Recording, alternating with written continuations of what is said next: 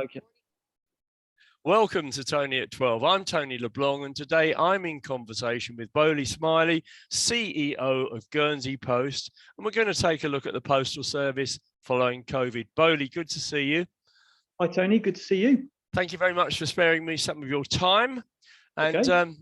Can we first of all kick off by having a quick chat about how you actually made it all work during COVID in terms of staff performance, etc.? Yeah, I mean, it's goodness me, we could almost write a book or a decent diary, if nothing else. It's been an incredibly difficult period for us as a post office, and I'm very grateful for this. A very busy period. So we've seen a huge growth in internet shopping, obviously for obvious reasons, and that came about very quickly when COVID really started to kind of find its way onto the island a couple of years ago.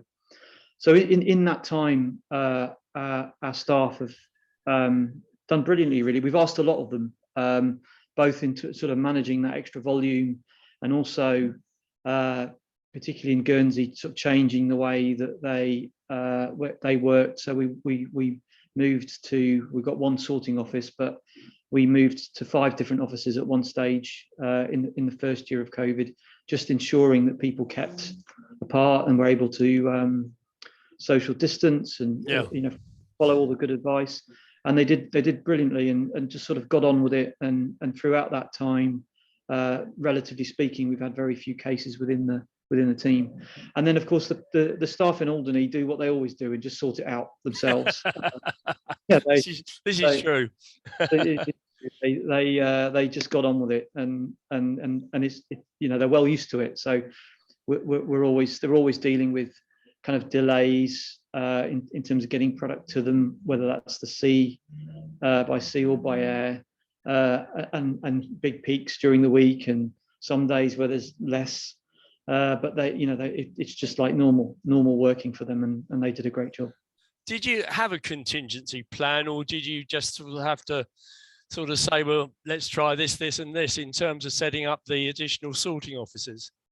Yeah, I suppose I should say we had a contingency plan, and we did. But whilst I probably took a flick through it on the first day, it was very much hands-on in terms of management and engagement with our people here. So yeah, we had sort of the fundamentals in place just in terms of ensuring good continuity. But no, the actual response to the pandemic was kind of devised to some degree as the advice from public health found its way to the public. So we followed that absolutely to the letter.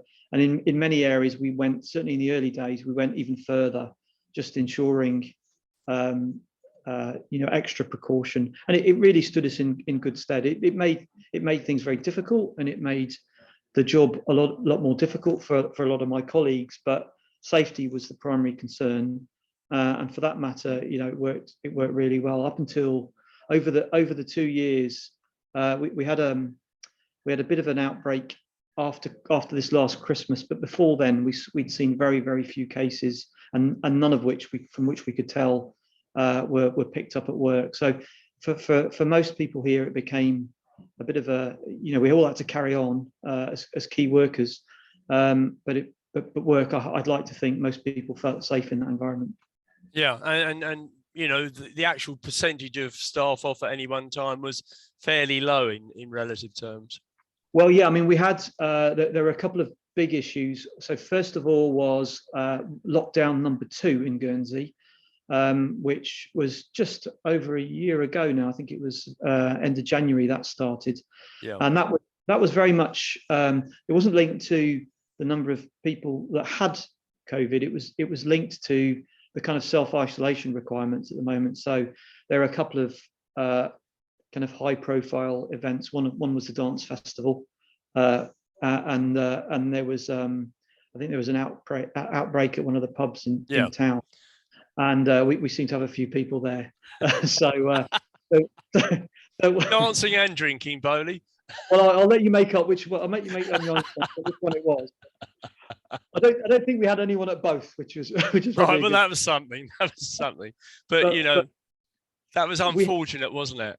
Yeah, we did. Because of that, we had about 90 people off at one stage, Really? which is a good third of our workforce. Yeah.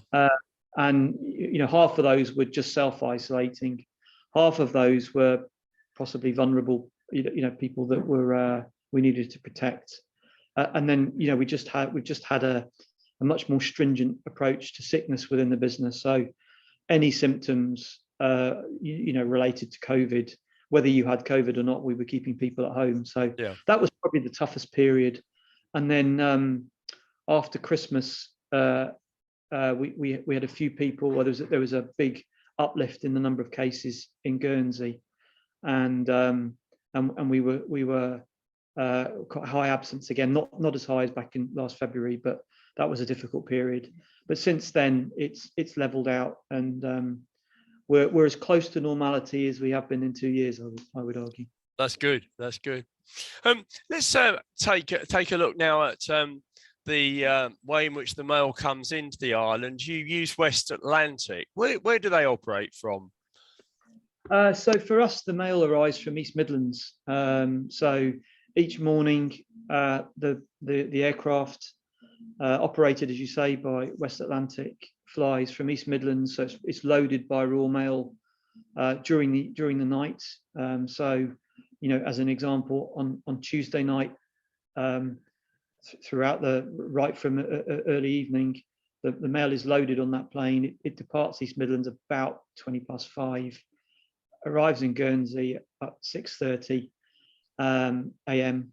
Then we offload that as promptly as we can, and then of course the plane for the most part sits there for the day, and then we'll depart back to East Midlands just after 7:30 each evening, which connects with Royal Mail for that night's dispatching to the UK. Reliability's been good, subject to weather?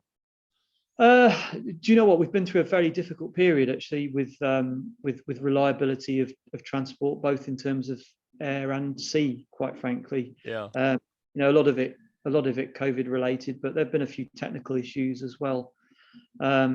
So it's not been the best period over the last 6 months, I have to say, but nevertheless, we've managed, certainly for Christmas, which seems like an eternity ago now, but it really, but we were completely clear on Christmas, so everyone did a really good job again across the islands to making sure that was the case. But no. Can we come on to Alderney now? Because obviously we've got a situation where those good old golden days where you had your own freighter coming up every day at 11:30 are long gone. And we're now in a situation, as I see it, where basically we've got two possibilities every morning, subject to weather being okay, and that's about it. Do they restrict you on weight, or how does that work? Yeah, I mean it's restricted, but based on, quite frankly, the usage of the aircraft. So we guarantee about 300 kilos on each flight. Now there are times when we can put more on because there isn't the passenger demand. Ironically, again, that's been heavily influenced by COVID, hasn't it, in terms of the scheduling and what's been going on there.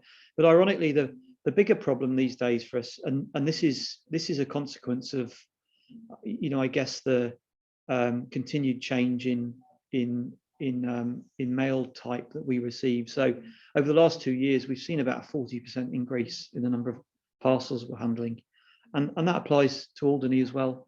Yeah. And the fact is that a lot of the parcels that we receive from the UK, the only option we have at the moment anyway is to forward those on by sea, because the carriers that supply us with them don't have the necessary approvals from the CAA, the CCA. So it's a very difficult stretch of water for us to cross, both in terms of the reliability of the schedules, which again more recently has been heavily influenced by COVID, and the infrequency of which the ferry services operate. And I've got my eye on, I know there's been lots of talk from various operators about a regular daily ferry schedule, and that I'm convinced is a big part of the solution in terms of conveyance to and from Alderney. Having that reliability, we've seen it. Yeah. We see it with the newspapers from which are printed in Jersey now, the UK newspapers that come to Guernsey. The reliability is fantastic on that boat, and if someone entrepreneurial enough can get that service up and running to Alderney in such a fashion, then we would be able to make the exchange of mail much more frequent and much more reliable. And from their point of view, it would be good to have guaranteed cash flow, wouldn't it? Yeah, I mean, we if there's one thing about the post, it is consistent in terms of its kind of sort of daily volume. So, at the moment, because we're using the kind of weekly boats, there is an accumulation of volume for that reason only. But yeah. I think nothing would be better than to ship that daily. But we have been constrained in doing that by the schedules, but also by the restrictions that the CAA apply. I believe that the states of Alderney have got some sort of process in operation to try and secure the services of Ferry, and a company called Bachmann showed an element of interest. I mean, they seem to have the sort of vessel that would be the right size for a round the year service, because that's important, isn't it? It's no good trying to do it on the Spike Islander or something like that, because it can only go in certain weather conditions. That's right, and then that's why I use the example of the newspapers from Jersey to Guernsey. You can count on, certainly on one hand, the number of times that boat has not been successful in its crossing from Jersey to Guernsey over the last year, which I have to say surprised me. I'm by no means a sailor, but very, very impressive, the level of service. We use it sometimes to send mail the other way, and a very good team, very good service, and we really genuinely need something like that to Alderney. And for our part, we do have business there that would be pretty consistent all year round. And actually, when you think about the kind of internet shopping trends, we see a growth in winter in the run up to Christmas. So that starts from kind of October onwards, so which provides a degree of business outside of the normal kind of passenger flows, right? Yeah. So whereas the passenger side might be tailing off a bit in the bad months, the postal side would be actually going up in terms of capacity. Yeah, that's how I see it. And we're very interested to see. We've had some discussions over the years with various people, I think, that are interested in doing something. Nothing has come of it yet, though, and I genuinely hope that this year we'll see some real progress on that. I mean, I think everyone agrees that a ferry would be very useful to link the islands, and connectivity is the word these days. And everyone that I interview from the states of Alderney and other people involved in commercial life will say that it's the ability to get to Guernsey reasonably easily that's lacking at the moment. Yeah. I mean, and certainly with freight, of which post I would classify post as freight. Yeah. And I imagine it in the context of total freight going to Alderney, it's representing, certainly volumetrically, a bigger proportion. Yeah. So there's definitely a case there, and if there's anyone listening to this that's planning such a route, please come and talk to us, because we have a need. Yeah, well, I can tell you that this show will be sent to various states members over here, and hopefully they'll take it on board. Somebody told me, I don't know whether it's true, that Amazon is getting priority on some of its stuff at the moment on the basis that they sort of pay extra to get priority mail. Is that correct or not correct? Well, I can make a second guess at what you might be referring to there, but the answer to that is no. However, Amazon have been sending huge volumes of special delivery items, which of course comes at a premium, and we do prioritize special delivery over standard mail, as you might expect. Yeah. It has a guaranteed delivery time. So that, whilst Amazon aren't singled out, I mean, they represent a significant proportion of what we do in terms of parcels. But by upgrading that level of service, but that would be the same for any company or any individual. We have to prioritise the special. But presumably, parcels take up quite a bit of space on aeroplanes, don't they?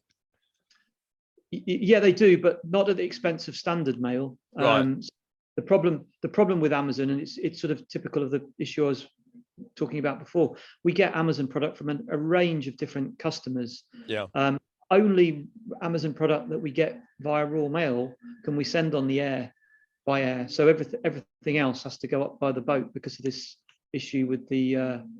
Technically, I've probably got this slightly wrong, but the CAA regulation in terms of what you can actually carry, and they particularly don't like things with batteries in them and stuff like that. Yeah, exactly. Yeah. So we're not actively favouring Amazon.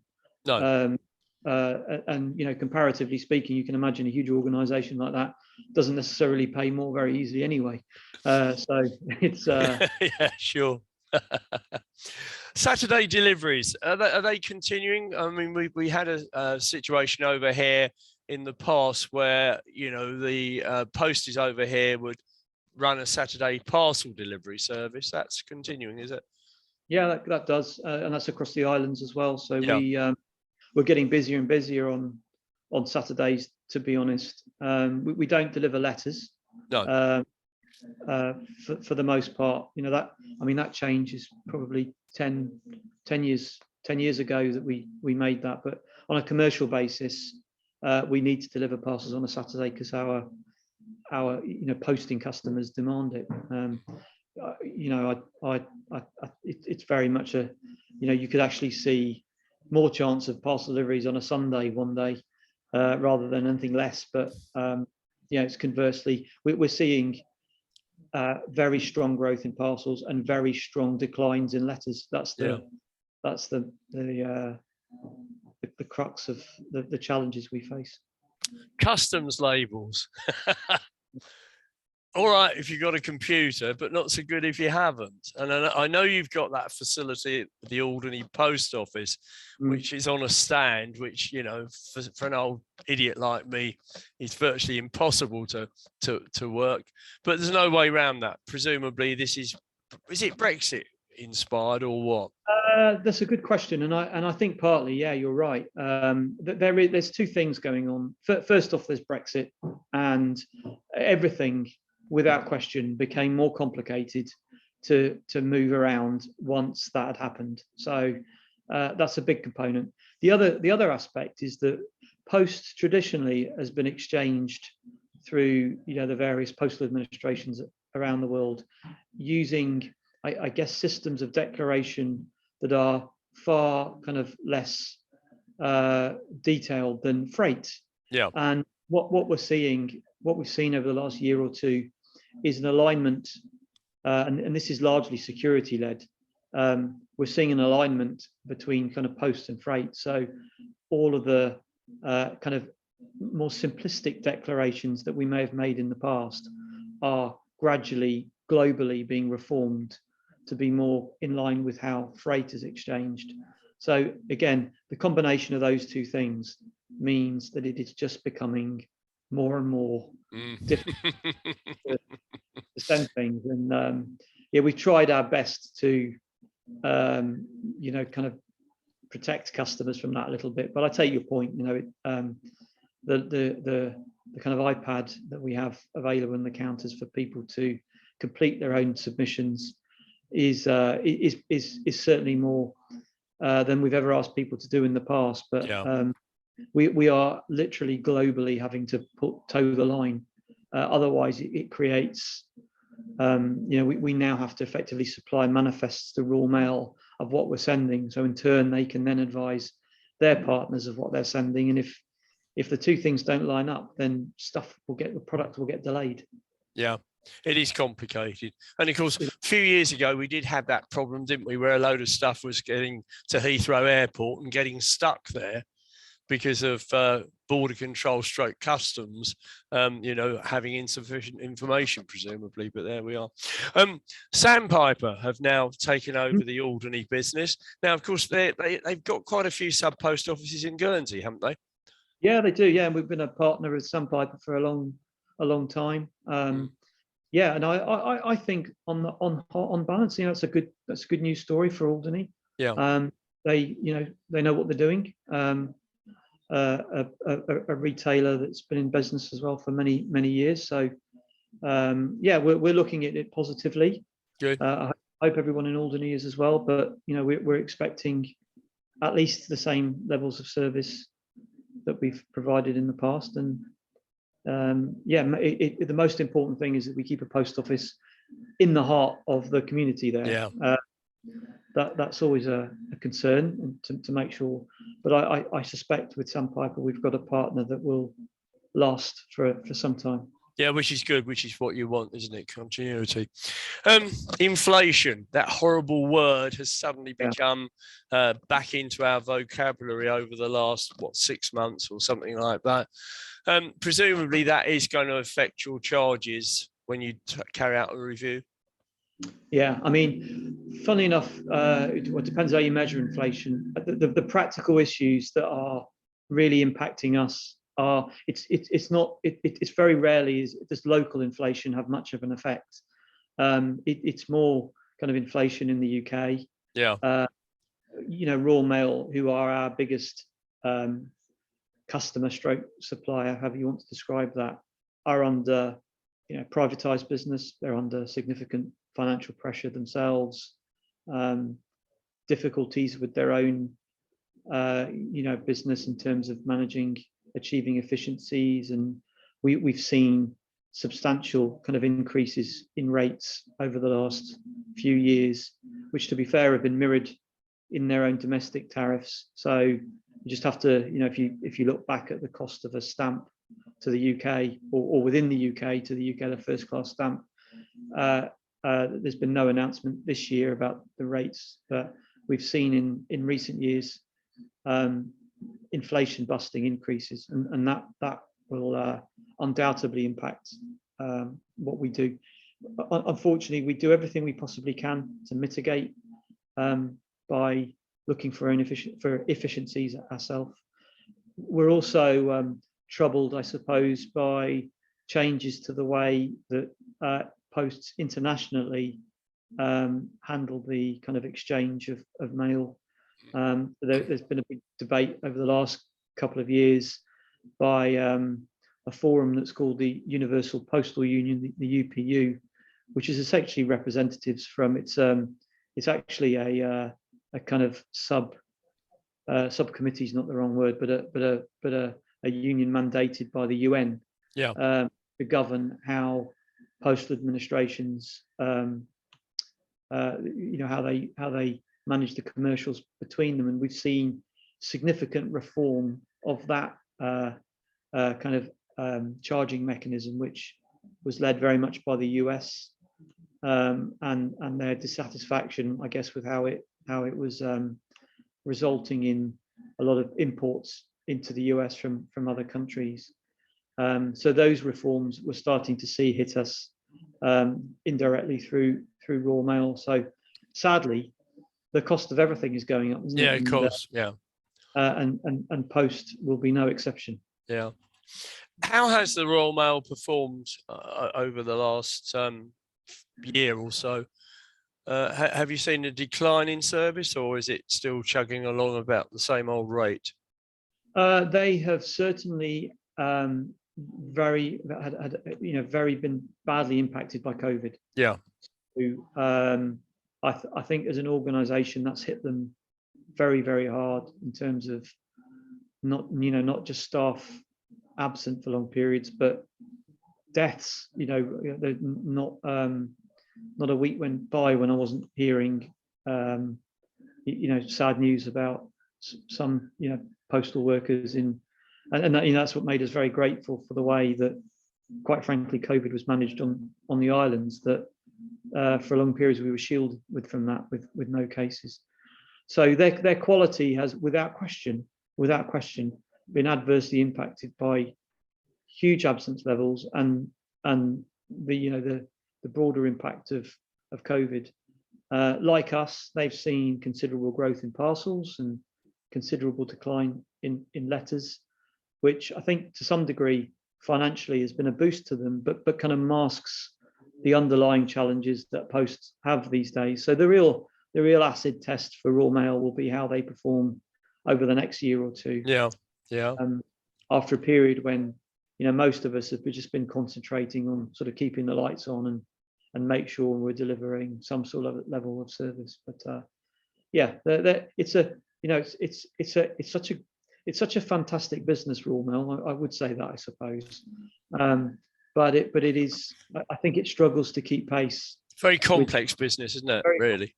Yeah. And lots of people issues that it very much, and we're dealing in a period of such volatility when it comes to the business that we're handling, and it's hard to keep pace with that. Yeah, I can imagine. Now, one thing that you are a leader on, Boley, is decarbonisation. And I mean, presumably Envoy House has been pumping thousands of volts or whatever it is into the grid in Guernsey. And of course, as a spin-off, I mean, I know that obviously it's not your power as such, is it? You provide the roof. Yeah. But it has meant that you've been able to electrify virtually the whole of the postal fleet. And of course, I think over here we were one of the first places in the world to be able to boast fully electric. Yeah. It's been successful. Tony, one of the best things I've ever been involved with. In terms of post anyway. Right from, I mean, we bought our first electric vans I think in 2016, and they were such a hit with the employees, with my colleagues here, who the stop-start nature of the way we go about our business means that kind of fossil fuel vehicles are very inefficient. They're built really to be operating at speeds, not constantly stopping and starting. So we realized very quickly that forget the environmental impact for 1 second. Actually, this made a lot of sense for us to be moving into this area.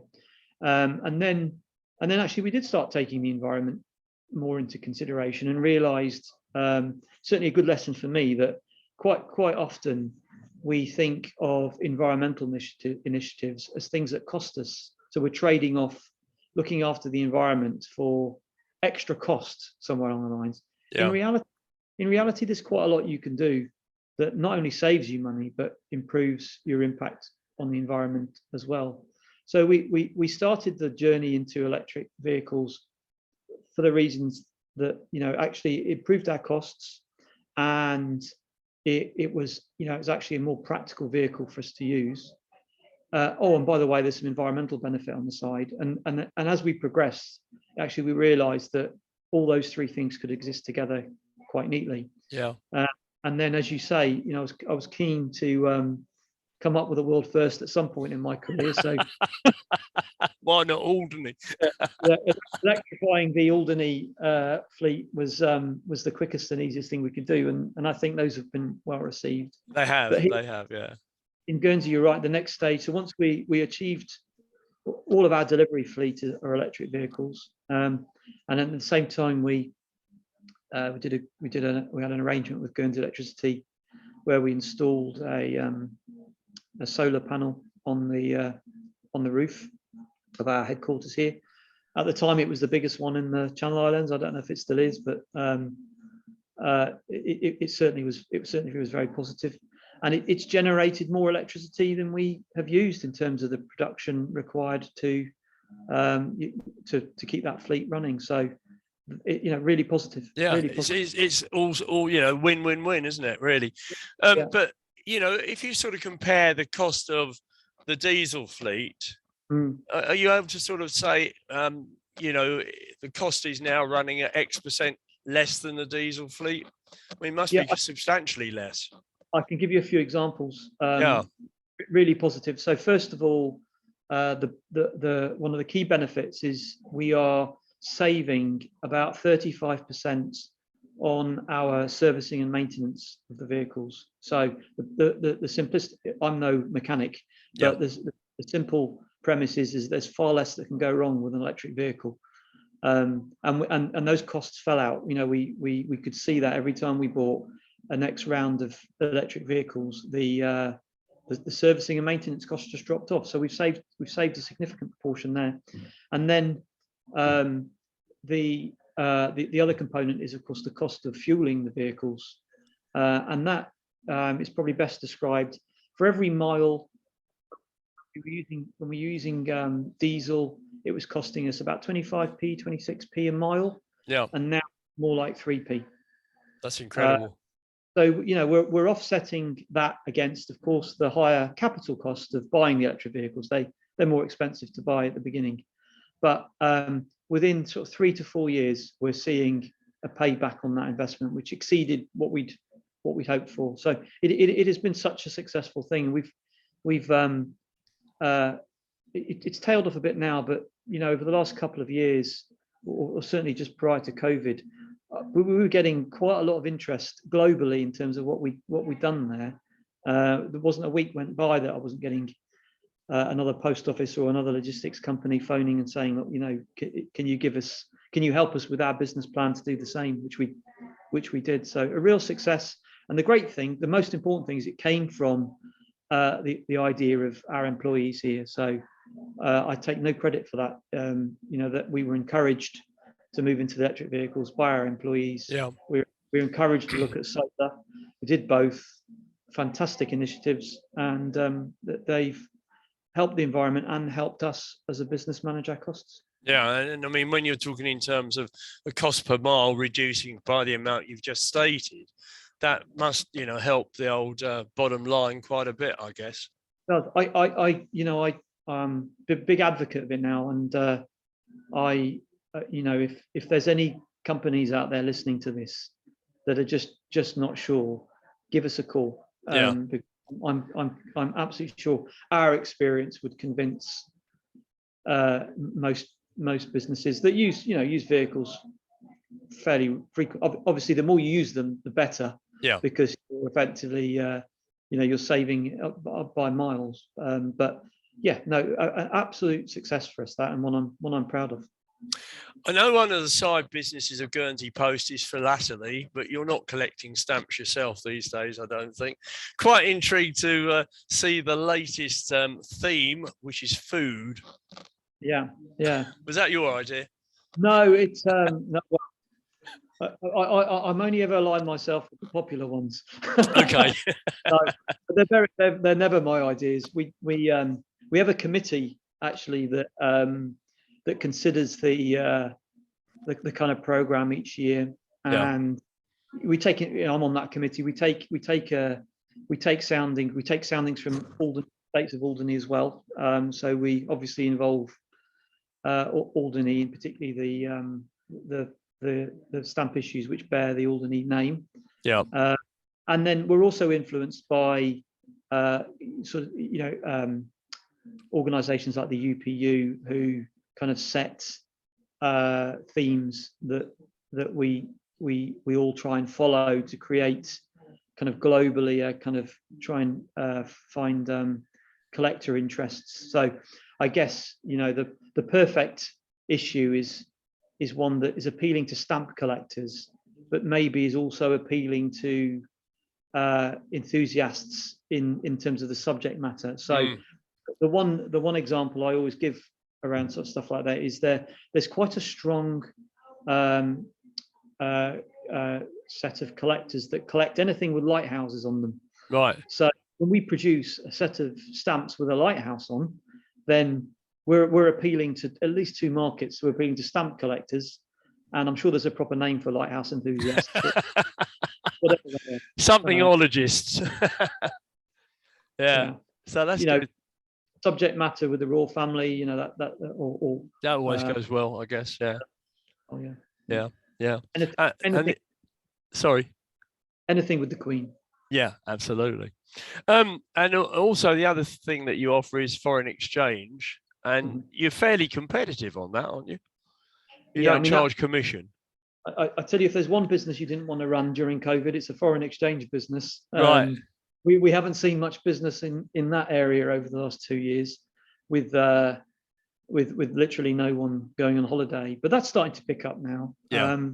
Yeah, we acquired Batif, which is our foreign exchange business, for about 12 years ago now, and for 10 of those 12 years, it's performed really well. Yeah. Of course, Alderney see the same rates alongside that.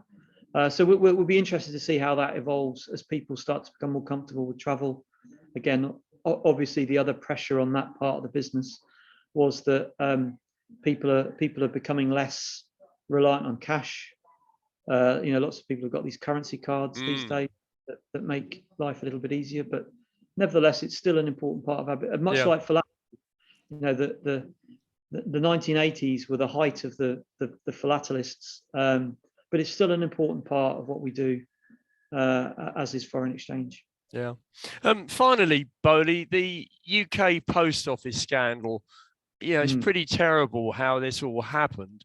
But what I was quite surprised to learn that, like the RSPCA, they have the ability to prosecute without necessarily involving the police.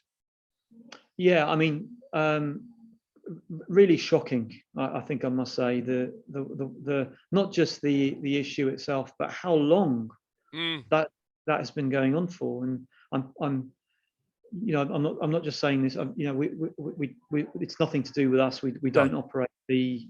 I just feel I need to say that the same. Yeah, quite. And whatever else, but I mean, yeah, it's. I think what you're referring to is kind of the historic nature of how post offices have evolved, and a very, very sad situation, and one that it's a struggle for me to comprehend how it's taken so long to uncover what is a tragedy for those people that have been involved.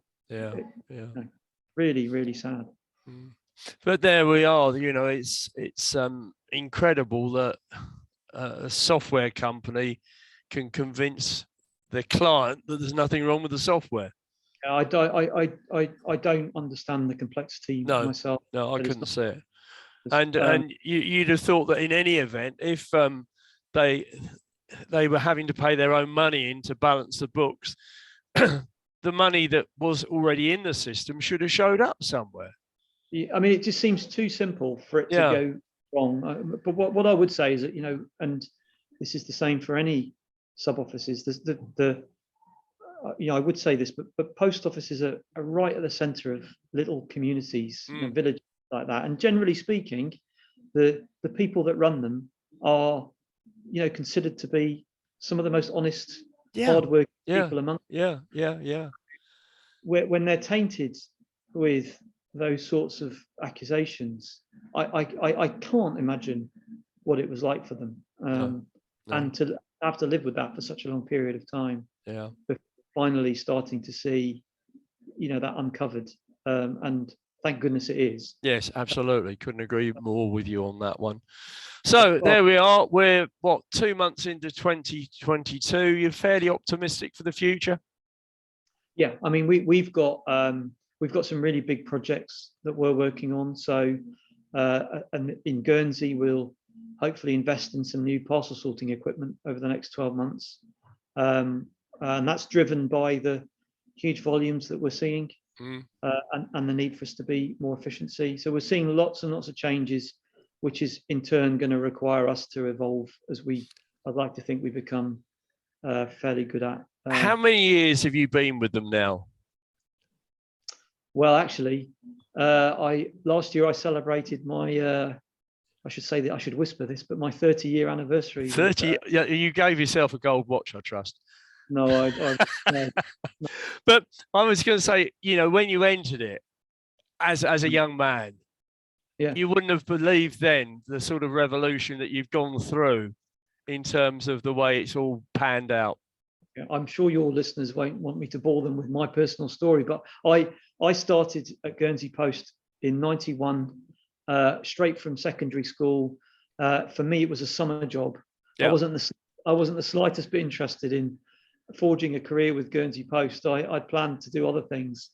So I thought I'd just go and earn some money over the summer whilst I worked out what I wanted to do properly. And here I am 30 years later.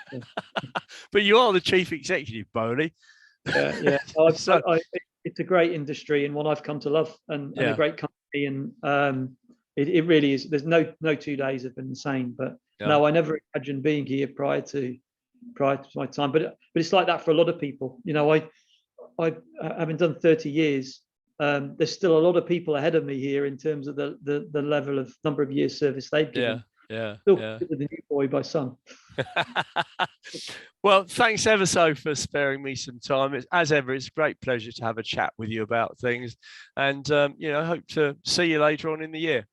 Yeah, we'll be up, Tony. In fact, I'm up in a month or two just to see everyone up there. But yeah, as you know, we regularly meet as part of the partnership team, and we'll be up again soon. And my best wishes to everyone in Alderney, and thank you to the team in Alderney, I should say, who I mentioned at the start, but they've done an amazing job, and I'm sure I owe them a drink still. At least one. Yeah. Take care. Thanks, Tony. Thank you. Cheers. All the best. Then.